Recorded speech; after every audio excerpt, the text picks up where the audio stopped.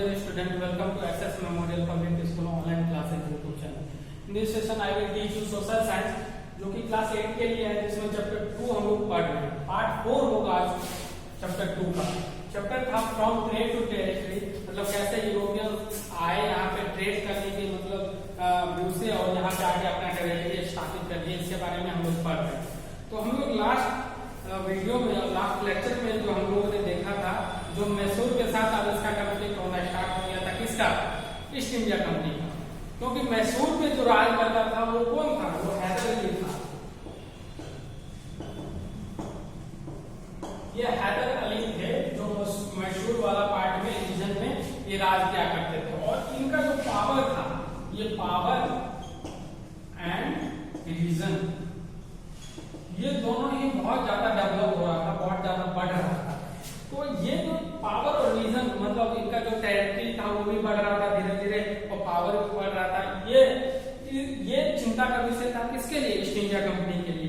और east India company ये जानती थी अगर हम अकेले यहाँ से लड़ने के लिए जाए तो ये हैदर अली हमको हरा देगा या हम उससे जीत नहीं पाएंगे। तो इसने क्या सोचा, ईस्ट इंडिया कंपनी ने, जो तीन मतलब इनके अगेंस्ट में जो भी राइवल है किंग है, मतलब इसके अगेंस्ट वाला जो किंग है उनको अपने में मिला लेते हैं और तब करेंगे जो भी किंग हमें मिलेगा तो हम सब मिलके इस पर अटैक करेंगे और उसके बाद इसको मतलब डिफीट कर देंगे। तो ऐसे ही इन्होंने किसको मिलाया? इन्होंने निजाम को मिलाया, मतलब हैदराबाद के जो भी किंग थे उनको निजाम बोला जाता था, उनको अपने में मिलाया और मराठास को अपने में मिला दिया। तो मराठा और हैदराबाद के जो किंग थे उनको अपने में मिलाया और इस पे आक्रमण कर दिए। तो इस पे आक्रमण करने के बाद क्या हुआ, जो ये जो पार्ट था इसका कुछ पार्ट इन्होंने कैप्चर कर लिया, ईस्ट इंडिया कंपनी ने कैप्चर कर लिया। कौन सा पार्ट कैप्चर कर लिया? तो वैसा पार्ट कैप्चर कर लिया जो फ्रेंच कॉलोनीज के अंदर में था। फ्रेंच कॉलोनीज के अंदर में तो था, मगर प्रोटेक्शन कौन दिए हुए था? प्रोटेक्शन दिए हुए था यहाँ पे हैदर अली। हैदर अली बोला था, मतलब फ्रेंच कॉलोनी को बोला था जो हम आपको संरक्षण देंगे, बदले में आप हमको इतना रेवेन्यू दे दीजिए, इतना टैक्स वगैरह देंगे।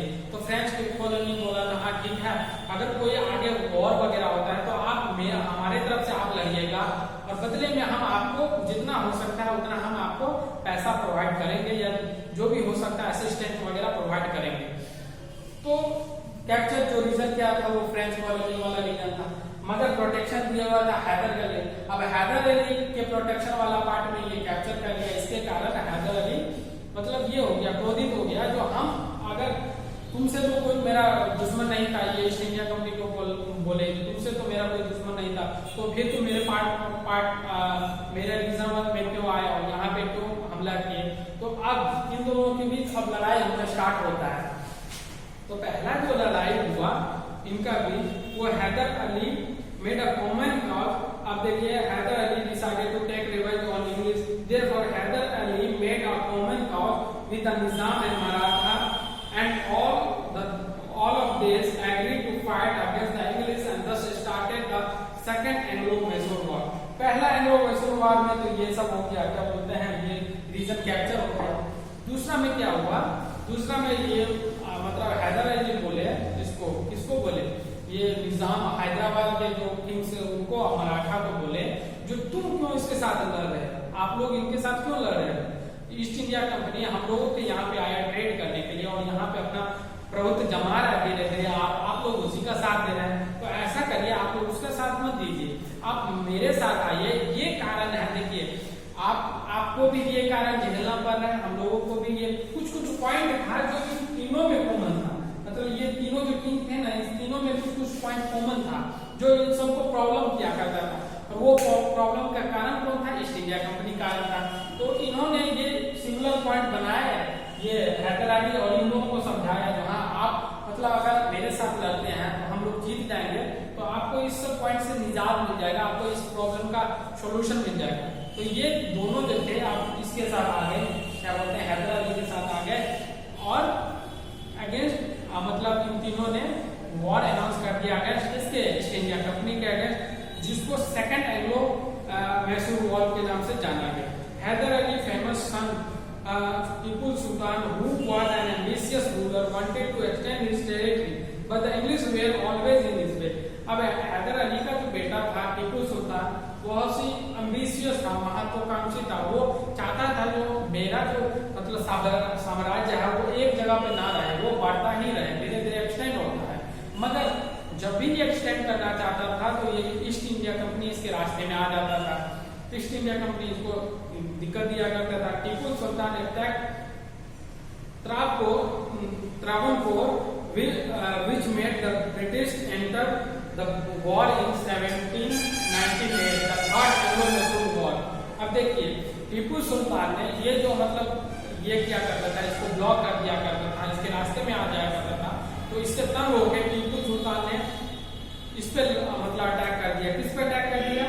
ये त्रावणकोर पे अटैक कर दिया, जिसके कारण ब्रिटिश भी मतलब बोले ये इसके मतलब इसमें था, संरक्षण में था, ये ब्रिटिश के संरक्षण में ये एरिया था।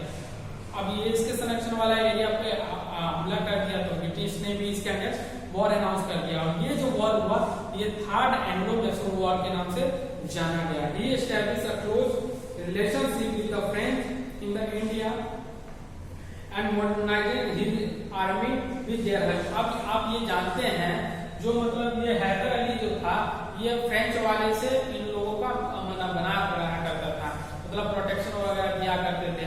और फ्रेंच के पास जो आर्मी वगैरह थी उन लोगों का आर्मी बहुत ही डेवलप था।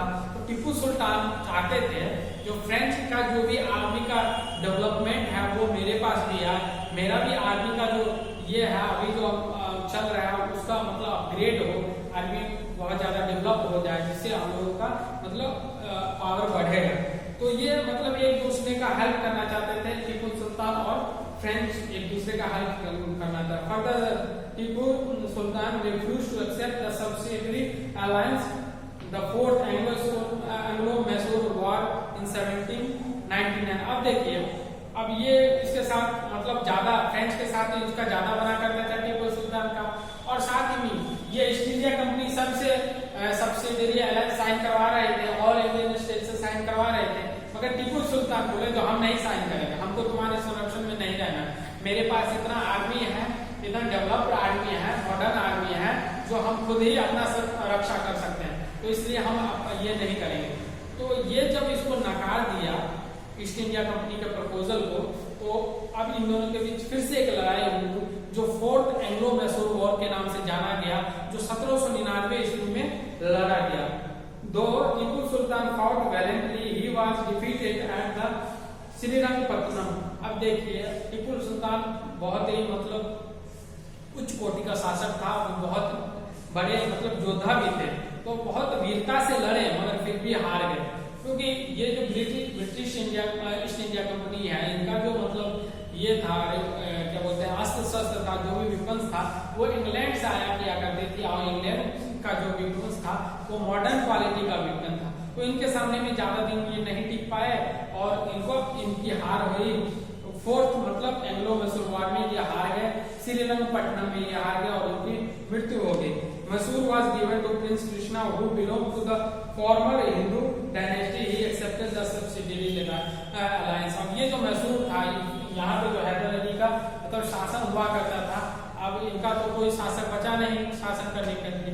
तो ईस्ट इंडिया कंपनी ने पहले के एक ये थे क्या बोलते थे शासक थे, कृष्णा नाम के प्रिंस कृष्णा नाम का शासक था, उनको वहां का मतलब शासक बना दिया और बदले में उनसे साइन करवा लिया जो आप सब्सिडियरी अलायंस को साइन कर लीजिए और बदले में यहाँ पे आपको हम शासक बना देंगे। तो ऐसा ही उन्होंने किया। अब ऐसे हो गया वॉर विथ मराठा। अब ईस्ट इंडिया कंपनी का मराठा के साथ वॉर होता है, उसको देखते हैं। The three conflict between the British and the Maratha confederacy in the late 18th and 19th century. The Maratha War were a series of wars between British and Maratha Confederacy। अब देखिए मराठा और क्या बोलते हैं ब्रिटिश के बीच 3 वार हुई और तीनों वार एक सीरियल तरीके से हुआ। अब उसके बारे में हम लोग पढ़ते हैं। The first war was a civil war that commenced when the British supported one faction against another। अब देखिए ब्रिटिश का क्या रूल था? ब्रिटिश का एक ही रूल था मतलब शासन करने का, क्या था? जो रूल डिवाइड एंड रूल, मतलब एक दूसरे को मतलब डिवाइड कर दो, जिससे उनका मतलब पावर को कम हो जाएगा और उसके बाद हम वहां पे आक्रमण कर देंगे, उसको डिफीट कर देंगे। ऐसा ही हुआ यहाँ पे जो मराठा लोग थे और उनका जो संधि था, ये लोग जो मतलब शासन कर रहे थे, तो इनके कुछ पार्ट में मराठा के कुछ पार्ट के मतलब एक फैक्शन मतलब होता है एक गुट, मतलब इनके एक गुट के एक फैक्शन को इन्होंने सपोर्ट करना स्टार्ट कर दिया। ईस्ट इंडिया कंपनी इसको सपोर्ट करना स्टार्ट कर दिया, और दूसरा जो ग्रुप था इनको नहीं सपोर्ट करना था, तो ये जो सपोर्ट करना स्टार्ट किया और दूसरा जो ग्रुप था, इन दोनों के बीच कंफ्लिक्ट हो गया और मराठा और इनके बीच कंफ्लिक्ट हो गया। इसको फर्स्ट वॉर के नाम से जाना गया, जो कि एक सिविल वॉर था। As a result, British lost the first conflict and gained a small island adjacent to the Bombay। और ये पहला जो conflict था वो ब्रिटिश हार गया, और बदले में उसको क्या मिला? बदले में एक मिला मुंबई के किनारे एक छोटा सा आइलैंड है, मुंबई के किनारे एक छोटा सा आइलैंड है, उसको लेके इसको संतुष्ट करना पड़ा बदले में। The second war was caused by defeat of one clan who then accepted British protection। अब देखिए दूसरा जो वॉर हुआ वो किस रीजन से हुआ? पहला वॉर तो मतलब एक फैक्शन को मतलब ये सपोर्ट कर रहे थे, दूसरे फैक्शन को सपोर्ट नहीं कर रहे थे, जिससे सिविल वॉर हो गया। दूसरा जो हुआ, जो एक ऐसा वंश था जो ब्रिटिश के संरक्षण सब्सिडियरी अलायंस को साइन किए हुए था। जब सब्सिडियरी अलायंस को साइन किए हुए था, इसका मतलब ये होता है जो ब्रिटिश का प्रोटेक्शन में था, तो ये जो ब्रिटिश के प्रोटेक्शन में जो भी वंश था उसके बीच और मराठा के बीच लड़ाई हुआ, जिसके कारण मतलब प्रोटेक्शन में किसका था? ये ब्रिटिश के प्रोटेक्शन में था, तो ब्रिटिश को आना पड़ा यहाँ पे मतलब लड़ाई करने के लिए। तो यहाँ पे दूसरा वॉर हुआ जो सेकेंड वॉर के नाम से जाना गया। Other clan contested this successfully and the Maratha were left with a free hand in the central India and Rajasthan। अब देखिए ये जो दूसरा क्लान था, ये दूसरा वंश का था जो मराठा का, वो मतलब सक्सेसफुली उसको पहला मतलब अपने अपोजिट वाले क्लान या डायनेस्टी को हरा दिया, और इधर सेंट्रल इंडिया और राजस्थान वाले पार्ट में आराम से मतलब कैप्चर कर लिया या आराम से रहने लगा। The third was 1817 से 1818 तक हुआ, ended with the British annexation of Maratha territory। अब क्या हुआ? जो थर्ड वार जो हुआ वो एंड किससे हुआ? वो खत्म किससे हुआ? अब लास्ट में आते आते मराठा का मतलब जो भी आर्मी वगैरह थी वो धीरे धीरे वॉर हो रहा था, बारह वॉर हो रहा था, तो इसका आर्मी वगैरह थी, इसका जो रिसोर्सेस वगैरह थे वो सब कम होने लगा, जिसके कारण इसका जो पावर था वो कम होने लगा। जो पावर कम होने लगा तो ये थर्ड वार में ये लोग हार गए, ये डिफीट हो गए। तो क्या किए ब्रिटिश वाले लोगों ने? वो तो चाहते थे जो वो रीजन में इसका साम्राज्य हो जाए, ब्रिटिश लोग चाहते थे जो वो रीजन में इसका साम्राज्य हो जाए, तो इस पे इन्होंने कब्जा कर लिया। मराठा वाला जो भी पार्ट था, सेंट्रल इंडिया वाला, राजस्थान वाला जो भी पार्ट था, इस पे इन्होंने कब्जा कर लिया और चौथा मतलब थर्ड वॉर का एंड हो गया।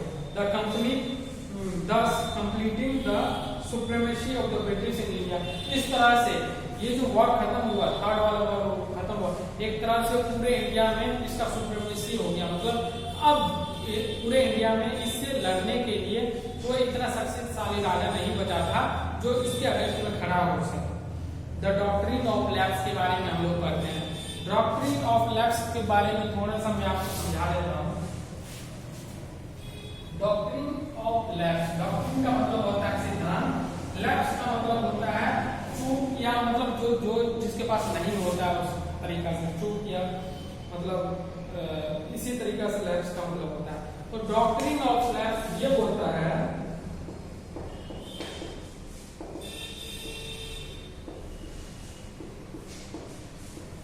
ये डलहौजी के द्वारा लाया गया था, लॉर्ड डलहौजी। लॉर्ड डलहौजी थे जो यहाँ का मतलब गवर्नर जनरल ऑफ इंडिया थे, यहाँ पे आए थे लॉर्ड डलहौजी 1848 से 1856 के बीच में यहाँ का इंडिया का ये गवर्नर जनरल ऑफ इंडिया थे। तो ये ब्रिटिश इंग्लैंड से आए थे।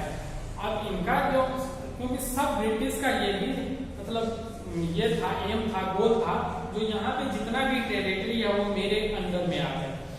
तो ये लेके आए left doctrine of left. Doctrine of left का ये मतलब हुआ, इसके अंदर ये बोला जाता था कि अगर कोई इंडियन स्टेट का राजा है, अगर उसका बेटा नहीं है उसके पास, उसको मतलब फिर से आगे बढ़ाने वाला कोई उसके पास वंश नहीं है, तो वो जो इंडियन स्टेट है वो ब्रिटिश के कब्जे में आ जाएगा, मतलब ब्रिटिश उस पर राज करने लगेगा डायरेक्टली। एक बार और समझ लीजिए, मान लीजिए कोई इंडियन जैसे बिहार है, ये एग्जाम्पल देके आपको बता रहा हूँ, बिहार का कोई किंग होगा, ये किंग है, अब इसका कोई सन नहीं है, किंग का नो सन, मतलब कोई सन नहीं है।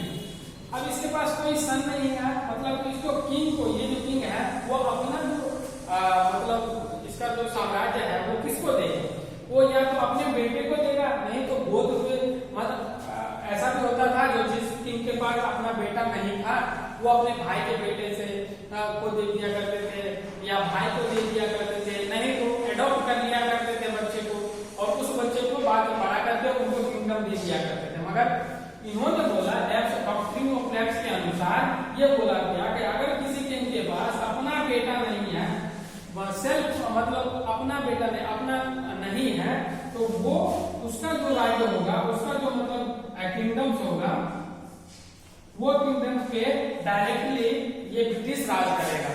और ये जो किंग है, ये जो किंग कोई बच्चा अडॉप्ट नहीं कर सकता है, अडॉप्ट कर सकता है मगर उस बच्चे को ये अपना किंगडम ट्रांसफर नहीं कर सकता है। वो जो किंगडम होगा वो ट्रांसफर किसको कर सकता है, सिर्फ और सिर्फ ब्रिटिश को ही कर सकता है। तो ये ही था आपका लेफ्ट डॉक्ट्रिन ऑफ लेफ्ट। तो देखते हैं, the doctrine of left was annexation policy perpetually divided by the Lord Dalhousie, who was the Governor General of the East India Company between 1848 to 1856 in India. If a ruler did not have a child, it was an accepted practice to adopt one. अगर किसी के पास पहले, इससे पहले का बात हो रहा है, इसके आगे से पहले किसी के पास अगर चाइल्ड नहीं रहा करता था तो वो दूसरे को अडॉप्ट कर लिया करता था, मगर अब नहीं कर सकता। अगर अडॉप्ट करेगा तो उसको ये ट्रांसफर नहीं कर सकता है, तो अडॉप्ट कर लेगा।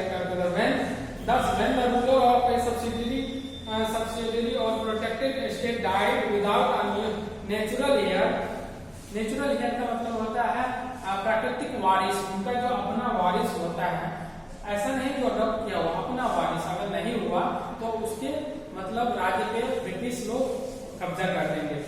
The state could not pass the adopted child but was annexed to the British territory. When Lord Dalhousie came to India, he decided that the ruler of the dependent state would have to seek permission of British to adopt an heir to the throne. अब ये जब डलहौजी यहाँ पे आए तो ये बोले, मतलब ये चाहते थे जो यहाँ पे जो भी डिपेंडेंट स्टेट है, मतलब जो हम लोगों पे डिपेंडेंट है, सब एक्सटीरियरी अलायंस जो हम लोगों का साइन किया हुआ है, वहां का जो अगर मतलब किसी के पास बच्चा नहीं है, अगर वो बच्चा अडॉप्ट करना चाहता है तो हमसे पूछना पड़ेगा, ऐसा बोलते थे। At the time of adoption, the company had absolute imperial administrative jurisdiction over many regions spread over the subcontinent. The company took over the precisely state of Satara, Jaipur, Sambalpur, Nagpur and Jhansi, Awadh, Udaipur, using this doctrine. अब देखिए, अब ये जो adoption का process था, ये company के द्वारा ही मतलब ये किया जाता था, कंपनी के रूल रेगुलेशन के द्वारा किया जाता था। अब जिनके पास बच्चा नहीं था, वो बहुत सारे ऐसे राजा आए जो जिनके पास बच्चा नहीं, अपना वारिस नहीं था, तो अब क्या हुआ, वो कौन कौन से राज थे जिनको इस कंपनी ने मतलब एनेक्स कर लिया या हड़प लिया या कब्जा कर लिया अपना नेचुरल वारिस ना होने के कारण। वो था अवध था, उदयपुर था, सतारा था, जयपुर था, क्या बोलते हैं संबलपुर था, नागौर और झांसी था। इन सब स्टेट को ये अपने अंदर ले आए, किसके थ्रू, डॉक्ट्रिन ऑफ लैप्स के through. Company added about 4 million pound sterling to its annual revenue by using this doctrine. अब देखिए, जब ये सब स्टेट, जितने भी स्टेट का मैंने नाम बताया, वो सब स्टेट इसके अंदर आया तो ये डायरेक्टली वहां से रेवेन्यू जनरेट करने लगे, जिसके कारण कंपनी को $1 बिलियन का इसके कारण, डॉक्ट्रिन ऑफ लैब्स के कारण। तो ये कंपनी हमेशा यही चाहती थी कि हमको किसी भी कारण से मतलब यहाँ से हमको फायदा मिले। तो इसी के कारण ये नया नया रूल लाया करती थी, नया नया मतलब क्या बोलते हैं डॉक्ट्रिन वगैरह लाया करती थी। तो उसी में था डॉक्ट्रिन ऑफ लैब्स, इसके बारे में हम लोग पढ़नी है। तो इसके साथ ही आप लोगों का चैप्टर